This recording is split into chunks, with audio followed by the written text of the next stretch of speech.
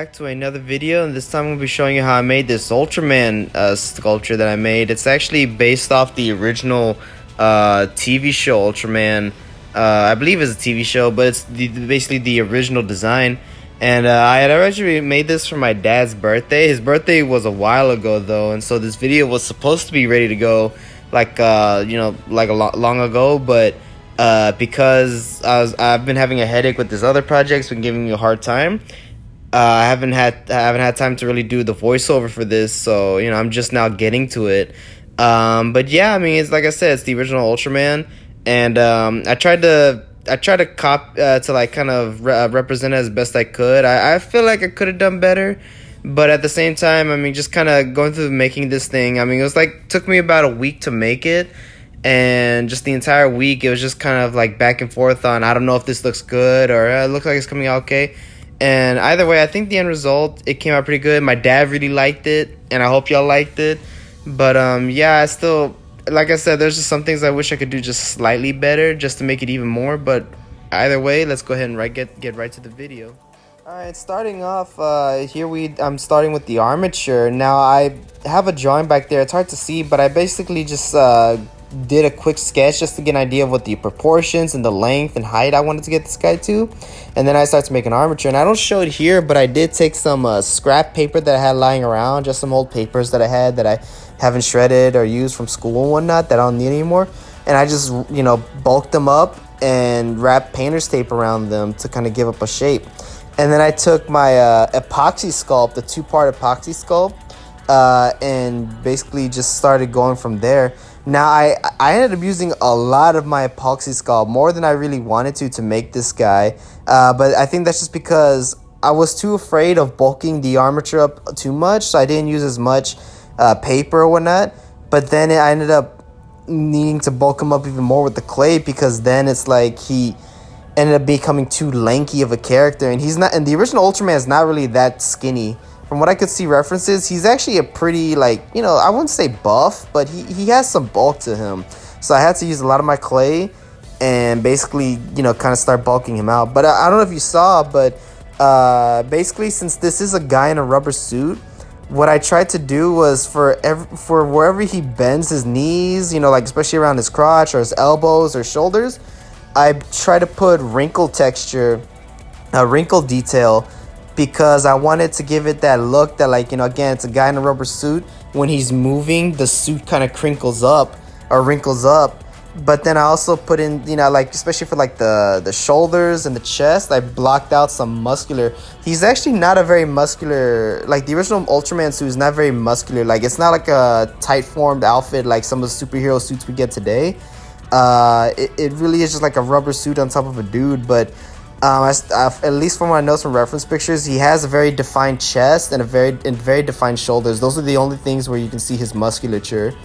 And so again, I was just trying to replicate that. And then here you can see this is just where I was just bulking him out with clay.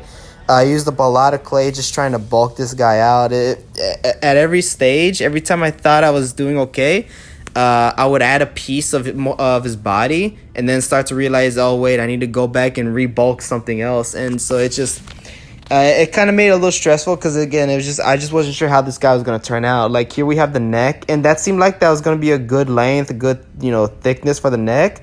But then I had to, when I was starting to put on the head, I had to go back and resculpt the neck, the back, because I had to bulk up the neck because it was coming out too skinny. As you can see right here, it looked like it came out way too skinny and long. So then I had to bulk up the neck. And then when I saw how skinny his back was, I had to go back and rebulk the back. And even with the face, I had to do several versions because I just wasn't loving how it was turning out.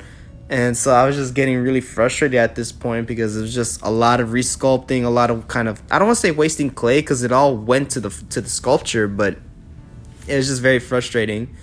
But here I'm blocking out the face, and I try to get the eyes. And I originally wanted to do resin cover eyes, because I wanted to see if I could get that kind of see-through, because his eyes light up. But eventually I just went with clay eyes. Now, I made a mistake here. As you can see, I'm putting a fin on the back. Now, most Ultraman designs that I know have a fin in the back, at least in the Heisei era, like Tiga and Dyna and Gaia. But then I found out through other reference pictures that I don't believe this one has the fin on the back. So I think I made a mistake there. So I was kind of disappointed by that. But as you saw with the face, I mean, there's an evolution, just like, like how it started. I didn't know how it was going to come out. But then by the end, I was very happy with the face. And when I got to the painting stage, I basically just painted this guy silver and tried to block out those shapes. It was a little hard because the silver kind of blended with the white, so I couldn't tell if, I needed to put more coats. But I just put like about 3 so coats on top of him with the silver, and I think it came out pretty good. And then I made a base for him, and I painted it black. Just like a standard simple base, nothing too, crazy or special. And then here, so I kind of go back and forth between his little light up circle thing on his chest and his eyes. But essentially, to kind of sum it up, I start off with a darker color, like just a standard blue and yellow. And then I just slowly, gradually build that up with a lighter and lighter version of that color. And that's to kind of give up. And then when I get to the very center, I paint a white center just to give off that look that it looks like it's emitting light from it. And that's the reason why I wanted to do resin see-through eyes, was because I wanted it to kind of look like, how it does in the original Ultraman outfit, where it looks like, his eyes are glowing and he has like a see-through glass eyes. But either way, I still feel like it came out pretty good. And then going to the red, again, just like the silver, just painting a few coats. The only trouble I had with the red was trying not to get any on the silver. That was the only tricky part, but and that came out good. And then I just gave him a nice coat varnish, and that was it.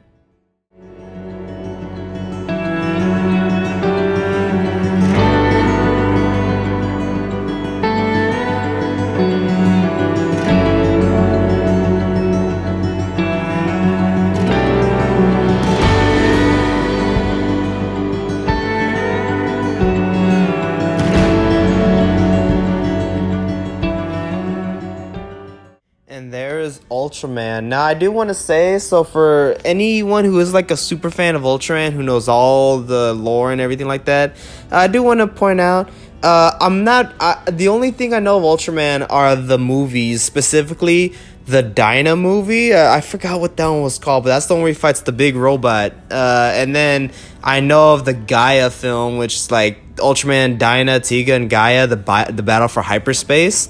Those are the only things. Oh, and Shin Ultraman. I recently just saw that in theaters. Those are literally the only things I know about Ultraman. I don't know the lore. I haven't even seen the original. I just, like I said, I'm not a aficionado on the Ultraman. So if I got anything wrong about kind of like, any specific titles or names, or if the suit or if the sculpture doesn't look 100% accurate, again, I do apologize. I was trying to get as much reference pictures online for this suit, because for me personally, I always like to aim for accuracy. I always feel like, that's a good thing to aim for. But either way, I mean, like I said, I hope if there's any issues, it doesn't bother any fans too much.